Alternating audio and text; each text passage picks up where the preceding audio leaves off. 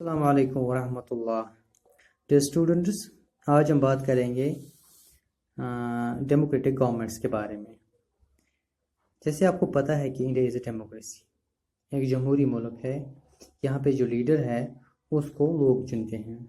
This achievement is the result of a long and eventual struggle of the Indian people.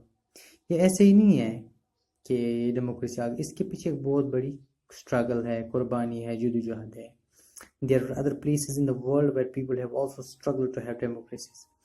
दुनिया में बहुत सारी ऐसी जगह हैं जहाँ पे लोगों ने बहुत ज़्यादा कुर्बानियाँ दी है इस डेमोक्रेसी के लिए।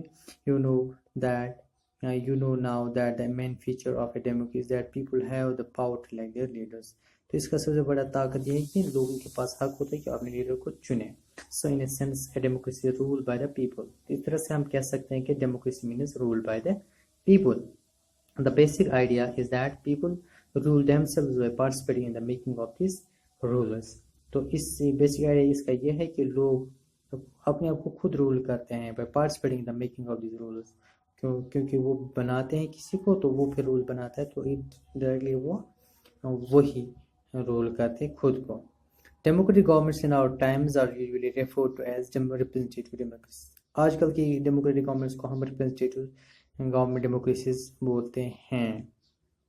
रिप्रेजेंटेटिव डेमोक्रेसी क्या है, किसे कहते हैं? Representative people do not participate directly. जिस तरह से हमें पता है कि हम डायरेक्टली पार्टिसिपेट नहीं करते, बट इनसे चूज ए रिप्रेजेंट, हम रिप्रेजेंटेटिव को चुनते हैं, वो रूल करता है ऑन आवर बिहाफ, हमारी behalf, through an elected election process. These representatives meet and make decisions for the entire population. ये डिसीजन लेते हैं, फिर यही रिप्रेजेंटेटिव एंटायर पॉपुलेशन के लिए। This days a government can not call itself a democracy unless it allows what is known as universal adult franchise. This means all adults in the country are allowed to vote. आजकल के दौर में कोई government अपने आप को democratic नहीं बोल सकती जब तक नो यूनिवर्सल अडल्ट फ्रेंचाइज का लोगों को हक दे, जिसका मतलब है कि हर एक के पास वोट डालने का हक हो। But it was not always like this, but लेकिन इस तरह से हमेशा नहीं था कि हर एक के पास वोट का हक हो।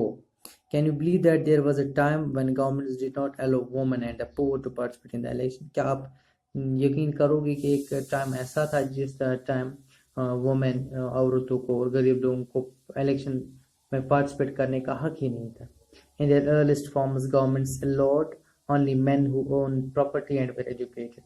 तो पहले क्या होता, उन जिनके पास प्रॉपर्टी होती थी या एजुकेटेड होते, रिच लोग होते थे, तो वो वोट कर सकते थे। This meant that women, the poor, the propertyless and the uneducated were not allowed to vote. Women, औरतें,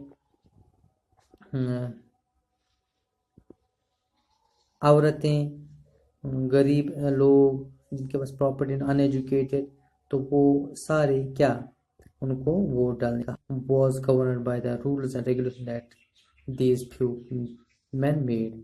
तो इन्हीं कुछ लोग जो रूल्स एंड रेगुलेशन बनाए, इन्हीं के वजह से सारे मुल्क को चलाया जाता है।